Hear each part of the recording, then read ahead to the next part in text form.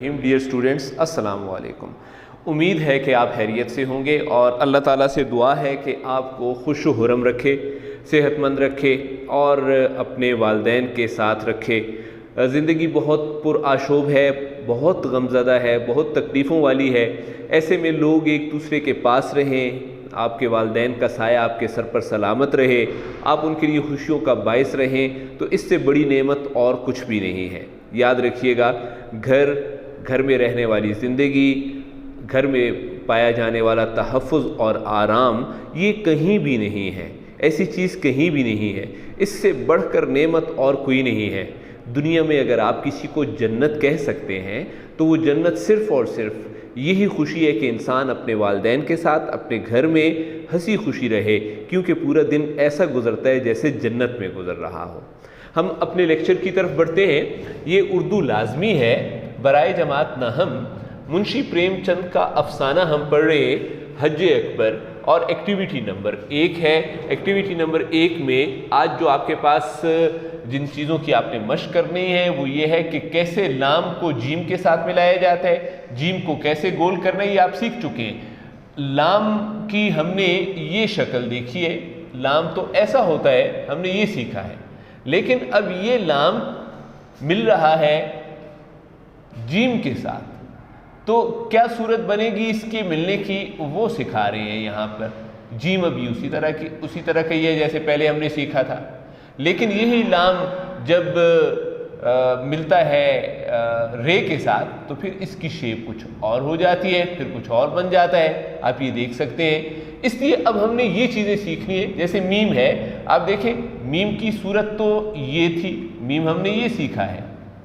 اب اگر ہم لکھیں گے آم تو پھر تو ٹھیک ہے، پھر ہم میم ایسا ہی لکھیں گے، پھر ہم ایسے لکھیں گے اس کو، لیکن میم جب مل جاتا ہے دوسرے، وصل ہو جاتا ہے دوسرے لفظ کے ساتھ، اور خاص طور پر آپ دیکھ سکتے ہیں جب یہ جیم کے ساتھ مل رہا ہے تو کیا صورت ہوگی، پھر یہ صورت ہوگی اس کی، جیم کے ساتھ، چے کے ساتھ، ہا کے ساتھ۔ اب دیکھیں اگلا لفظ ہے ہمارے پاس، یہ دیکھیں، یہ ہم نے نون اور جیم کو اکٹھا کر لیا، ٹھیک ہے، نون اور جیم کو، جبکہ نون ڈالنے کا انداز یہ ہے۔ اب نون کا انداز یہ ہے، نون ایسے ہے، لیکن نون جیم کے ساتھ ملتا ہے تو ایسے ہوتا ہے، با بھی جب جیم کے ساتھ ملتا ہے تو ایسے ہی ہوتا ہے۔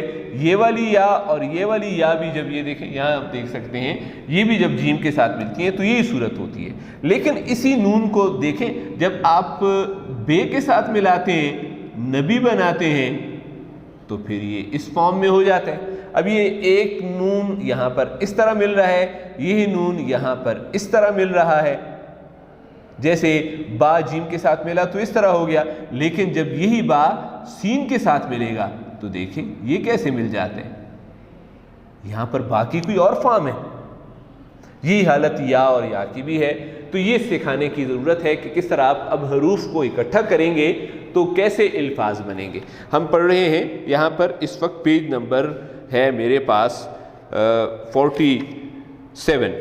اس گھر سے نکلی جب عباسی تو اس کی حالت کیسی ہوگی، اس کی حالت ایسی ہوگی جو تھیٹر میں سٹیج ڈرامے کو کہتے ہیں۔ کل ایک جگہ کہیں پر بات ہو رہی تھی تو ایک ٹیچر سے، اور انہوں نے بات کی اور انہوں نے بتایا کہ آپ یہ لیکچر جو ہیں یہ ایسے دے رہے ہیں کہ آپ کو بہت زیادہ میننگز آپ بتا رہے ہیں، آپ اس طرح کریں جیسے ابھی بتا رہے ہیں کہ اس گھر سے نکل کر آج عباسی کی وہ حالت ہو گئی جو تھیٹر میں یکایک بجلیوں کے گل ہو جانے سے ہوتی ہے۔ اس کی آنکھوں کے سامنے وہی صورت ناچ رہی تھی، کانوں میں وہی پیاری پیاری باتیں گونج رہی تھیں، اسے اپنا گھر پھاڑے کھاتا تھا، اس کال کوٹری میں دم گھٹا جاتا تھا، رات جوں کر کے کٹی، صبح کو وہ مکان میں جھاڑو دے رہی تھی، یکایک تازے حلوے کی صدا سن کر بے اختیار باہر نکل آئی۔ مان یاد آ گیا کہ آج حلوہ کون کھائے گا۔ عباسی کی روح تڑپ اٹھی، وہ بے قراری کے عالم میں گھر سے نکلی کہ چلوں نصیرہ کو دیکھ آؤں، پر آدھے رستے سے لوٹ گئی۔ میرے جو دوست تھے ان کا کہنا تھا کہ آپ اس طرح ریڈ کریں تاکہ بچوں کو ریڈنگ آ جائے۔ یقیناً بچے کو ریڈنگ تو آ جائے گی، لیکن ایک استاد کے ذمہ بہت ظاہری ذمہ داریاں ہیں۔ रीडिंग एक एक्टिविटी है, फिर रीडिंग बच्चों से करवाना ये दूसरी एक्टिविटी है, फिर इसके अंदर कुछ लिखा हुआ है वो समझा देना एक तीसरी एक्टिविटी है। मेरी नज़र में सबसे अहम एक्टिविटी ये है कि यहाँ जो अल्फाज आए हुए हैं उनके मानी बच्चों को आ जाएं, ताकि कल वो इस टेक्स्ट को रीड करें तो उनको अल्फाज के मानी के ज़रिए टेक्स्ट की समझ आना चाहिए। ये मेरा मकसद है और उस मकसद को तय करने के लिए मैं इतने अल्फाज के मानी बताता हूँ ताकि आप नोट कर लें। अब जैसे मैं थिएटर ना समझाऊँ कि थिएटर स्टेज को कहते हैं, जहाँ पर स्टेज ड्रामा होता है और यहाँ पर रोशनियों का बड़ा काम होता है और यकायक अचानक वहाँ पर बिजली गुल हो जाए, बिजली बुझ जाए तो मुकम्मल अंधेरा हो जाता है, कोई एक्टिविटी नहीं होती, कुछ भी नज़र नहीं आ रहा होता। अब्बासी की इस वक्त यही हालत थी। अब्बासी जब दाया थी, वो जब नसीर के घर से निकली तो उसकी हालत इस थिएटर की तरह थी जहाँ बिजलियाँ गुल हो जाती हैं। इसकी आंखों के सामने वही सूरत नाच रही थी, नसीर का चेहरा बस नज़र आ रहा था, नाच रही थी, फिर रहा था, घूम रहा था। अब देखिए ये चीज़ करनी बतानी होती है और इसके कानों में वही प्यारी प्यारी बातें गूंज रही थीं, नसीर की आवाज़ें आ रही थीं। इसे अपना घर फाड़े खाता था, अपने घर में तो तन्हाई थी, तन्हाई फाड़े खाती थी, तकलीफ़ दे रही थी। इसे इस काल कोठरी में दम घुटा जाता था। अब जब तक मेरे बच्चों को काल कोठरी का इल्म नहीं है तो इस काल कोठरी को रीड करके और मेरी रीडिंग से उनको क्या फ़ायदा मिल जाएगा। काल कोठरी डियर स्टूडेंट्स क्या है? ये एक बंद छोटा कमरा है जहाँ नंबर 1 हवा भी नहीं आ सकती, नंबर 2 रोशनी भी नहीं आ सकती। ऐसा छोटा कमरा है। यहाँ कौन ठहराया जाता है? फांसी के मुजरिम को सज़ा के तौर पर यहाँ ठहराया जाता है। इसको काल कोठरी कहते हैं। तो इस काल कोठरी में दम घुटता था। अब देखें डियर स्टूडेंट, यहाँ पर आएँ। अब ये चीज़ भी समझने की है कि ये तो अब्बासी का घर है, ये अब्बासी का घर है, ये काल कोठरी तो नहीं है। अब्बासी के घर और काल कोठरी में, जिसके मानी मैंने आपको बता दिए हैं, इसमें तो बहुत फ़र्क है। काल कोठरी में तो लाइट भी नहीं आती, रोशनी भी नहीं आती, लेकिन काल कोठरी की एक और सिफ्त है कि इंतहाई तकलीफ देह होता है। अब ये वाली सिफ्त जो है ना, ये इस वक्त जो अब्बासी के घर की है, ये भी उसके लिए तकलीफ देह है। तकलीफ देह क्यों है ये घर उसके लिए? इसलिए कि यहाँ वो नसीर से दूर है। जब वो नसीर से दूर हो गया तो इसने अपने घर को, प्रेमचंद ने इस घर को नाम क्या दे दिया? उसने इस घर को नाम दे दिया काल कोठरी का। काल कोठरी का नाम दिया है इन्होंने, तशबीह की वजह से नाम दिया है। ये कल मैंने आपको सिखाया है क्या होता है, ये इस्तिआरा होता है। डियर स्टूडेंट्स, अगर मैं सिर्फ रीडिंग करूंगा तो आपको ये कौन बताएगा कि ये इस्तिआरा है? उम्मीद है कि मेरी इस एक्टिविटी की आपको समझ आ गई होगी। इस काल कोठरी में उसका दम घुटता था, सांस बंद हो रहा था। रात जूं करके कटी, एक रात बड़ी मुश्किल से उसने कटी गुजारी। सुबह को वो मकान में झाड़ू दे रही थी, साफ कर रही थी। यकायक पहले गुजर चुका, अचानक ताज़ा हलवे की सदा सुनकर, ताज़ा हलवे के कोई आवाज़ दे रहा था कि ताज़ा हलवे, सदा दे रहा था, पुकार दे रहा था, ताज़ा हलवा ले लें जी, ताज़ा हलवा ले लें। इस सदा सुनकर बेख्तियार, खुद पर काबू न रहा और वो बाहर को दौड़ी। अचानक याद आ गया, वो रोज़ाना चूँकि नसीर के लिए हलवा लेती थी, अभी अचानक उसे याद आया कि आज हलवा कौन खाएगा। अब्बासी की रूह तड़प उठी, बहुत बेचैन हो गई। वो बेकरारी के आलम में, उसे सुकून नहीं था। आलम में कैफियत और हालत को कहते हैं। और अब देखें आलम की तरफ आएँ।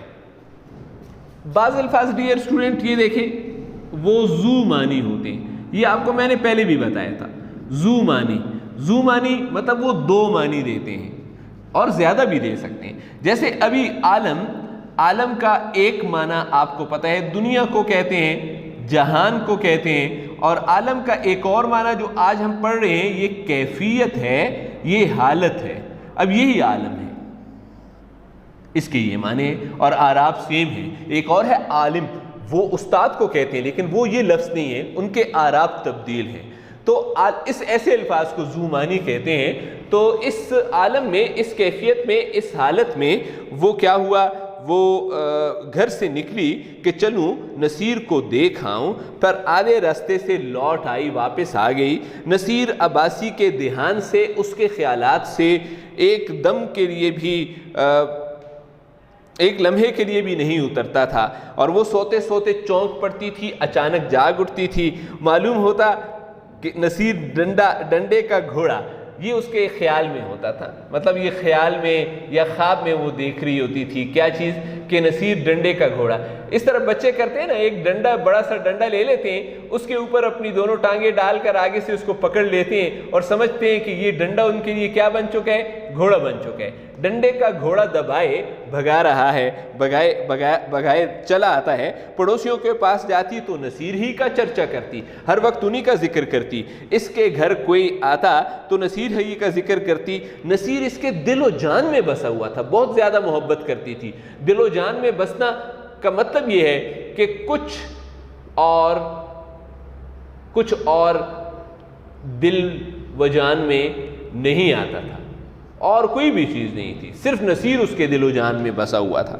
اور اس وجہ سے شاکرہ کی جو بے رخی تھی، برے انداز میں پیش آتی تھی، برا رویہ کرتی تھی، یا شاکرہ جو بد سلوکی، اس کے ساتھ برا سلوک کیا ہوا تھا، اس کی وجہ سے عباسی کو ملال ہونا چاہیے تھا، دکھ ہونا چاہیے تھا، لیکن اس دکھ کو اس نے دل میں جگہ نہیں دی۔ وہ دل میں شاکرہ کا برا رویہ نہیں رکھ سکتی تھی، کیوں؟ اس نے دل میں نصیر کی محبت کو جو بسایا ہوا تھا۔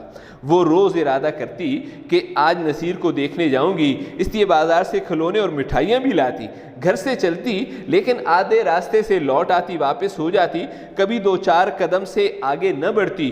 کون منہ لے کر جاؤں گی، کس منہ سے جاؤں؟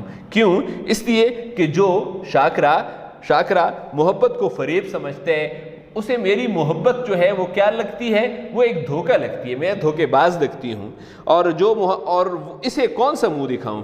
کچھ کبھی سوچتی کہیں نصیر مجھے نہ پہچانے، ابھی اس کو یہ ڈر بھی تھا، تو بچوں کی محبت کا اعتبار کیا، نئی دایا وہاں آ گئی ہوگی، اس سے رچ گیا ہوگا، وہ نئی دایا سے عادی ہو گیا ہوگا، نئی دایا سے مانوس ہو گیا ہوگا، اس وجہ سے میں جاؤں مجھے پہچانے ہی نہ۔ یہ خیال اس کے پیروں کی، جب وہ یہ سوچتی تو یہ خیال اس کے پیروں کی میں زنجیر بن جاتا، وہ نصیر کے پاس نہ جاتی کہ اس طرح تو مجھے بہت دکھ ہوگا۔ اسی اسنا میں حج کے دن آ گئے اور محلے میں کچھ لوگ حج کی تیاریاں کرنے لگے۔ عباسی کی حالت اس وقت پالتو چڑیا کی تھی۔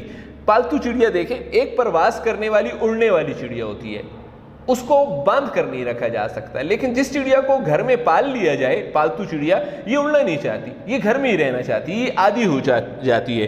تو اس وقت پالتو چڑیا کی طرح تھی۔ ادھر آئیں ڈیئر اسٹوڈنٹس، ابھی میں نے آپ کو یہاں پر یہ والی جو مثال بتائی نا، یہاں تو اس چیز کو نام دے دیا گیا تھا، لیکن اب اس وقت عباسی کی حالت کو پالتو چڑیا کی جیسے قرار دیا۔ یہ سی حرف تشبیہ ہے، جب سی استعمال ہوگا ڈیئر اسٹوڈنٹ تو پھر حرف تشبیہ ہوگا، تو اس کو ہم استعارہ کا نام نہیں دیں گے، اس کو تشبیہ کا نام دیں گے۔ یہاں میں نے آپ کو استعارہ اور تشبیہ کا فرق بھی واضح کر دیا ہے۔ تو یہ گھر میں پالی ہوئی چڑیا تھی، مطلب وہ نصیر کے پاس رہنے کی عادی تھی، تو پھر نکل کر پھر اسے کسی گوشے کی تلاش میں ہو تو یہ کیا کرتی ہے، قفس میں رہنے کی عادی ہوتی ہے، پنجرہ میں نصیر کے پاس رہنے کی عادی تھی عباسی۔ اب کسی گوشے، کسی اور پرسکون مقام کی اسے ضرورت تھی، اسے اپنے تئیں بھلا دینے کا، اسے نصیر کو اپنے تئیں خود سے بھلا دینے کا ایک بہانہ مل گیا۔ یہ ایک وجہ، کون سا بہانہ مل گیا؟ حج پر جانے کا ذریعہ مل گیا، اس لیے وہ بھی آمادہ سفر ہو گئی، حج کے سفر کے لیے تیار ہو گئی۔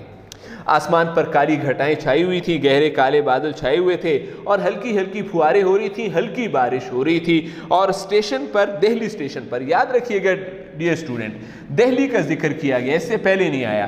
اب یہ ایم سی کیو بہت ہی ڈیفیکلٹ ہوتے ہیں، ہم نے اس کو توجہ نہیں دی ہوتی جو ٹیکسٹ ریڈنگ نہیں کرتے۔ کیا کہ افسانے میں کس شہر کا ذکر ہے، تو ظاہر ہے لاہور ہم یہ لاہور سمجھیں گے، ہم کراچی سمجھیں گے، لیکن وہ ذکر جو ہے وہ دہلی کا ہے، تو دہلی کا ذکر ہے۔ دہلی اسٹیشن پر زائرین زائر کی جمع ہے، زیارت کرنے والے، حج کے لیے جانے والے زائرین جو تھے ان کا ایک ہجوم تھا، کچھ گاڑیوں میں بیٹھے تھے، کچھ اپنے گھر والوں سے رخصت ہو رہے تھے، چاروں طرف ایک کوہرام سا شور برپا تھا، اور نصیر اس وقت یہاں ہوتا، اس وقت بھی اس کو عباسی کو نصیر کا ہی خیال ہے تو بہت روتا، میری گود سے کسی طرح نہ اترتا، لوٹ کر ضرور اسے دیکھنے جاؤں گی، حج سے جب واپس گئی تو یا اللہ کسی طرح گاڑی چلے، گرمی کے مارے، گرمی کی وجہ سے کلیجہ بھنا جاتا ہے، بہت زیادہ تکلیف ہے۔ یکا ایک اس نے صابر حسین کو بائیسیکل لیے پلیٹ فارم پر آتے دیکھا، پلیٹ فارم پٹری پر، وہ جگہ جہاں ریل آ کر ٹھہرتی ہے، پلیٹ فارم پر دیکھا، ان کا چہرہ اترا ہوا تھا، بڑے پریشان تھے اور کپڑے تر تھے، گیلے تھے، بارش سے بھی ہو سکتے ہیں، پسینے سے بھی ہو سکتے ہیں، چونکہ بارش کا اوپر ذکر ہے، اور وہ گاڑیوں میں دیکھنے لگا جیسے تلاش کر رہا ہو۔ عباسی محض یہ دکھانے کے لیے، صرف اس کو یہ دکھانے کے لیے کہ میں بھی حج کرنے جا رہی ہوں، گاڑی سے باہر آئی اور نکل آئی۔ صابر حسین اسے دیکھتے ہی لپک کر تیزی سے قریب آئے، بولے کیوں عباسی تم بھی حج کو چلی؟ ڈیئر اسٹوڈنٹ، یہاں پر ہمارا لیکچر ختم ہوتا ہے، یہ تمام ورڈز میننگز آپ نے جو ہے وہ کتاب پر اتارنے ہیں، آپ نے اتارنے ہیں ریڈ یا گرین پین سے آپ نے اتارنے ہیں، اور واٹس ایپ نمبر میں نے آپ کو درج کر دیا ہے، اس واٹس ایپ نمبر پر آپ نے اپنا ہوم ورک سینڈ کر دینا ہے، خاص طور پر رائٹنگ کی ایکٹیویٹی جو ہے اس کو بہت پیارا کریں تاکہ آپ کی رائٹنگ امپروو ہو جائے۔ شکریہ، والسلام، خدا حافظ، اپنا ڈھیروں خیال رکھیے گا۔ سوری، سر عادل نے مجھے بتایا کہ نمبر غلط ہو گیا، یہ میری ہی غلطی ہے، نمبر جو ہے وہ 0316878412 ہے۔ خیر آپ کو بھی یاد ہو گیا ہوگا، لیکن میں اپنی غلطی دوبارہ اصلاح کر لیتا ہوں۔ شکریہ۔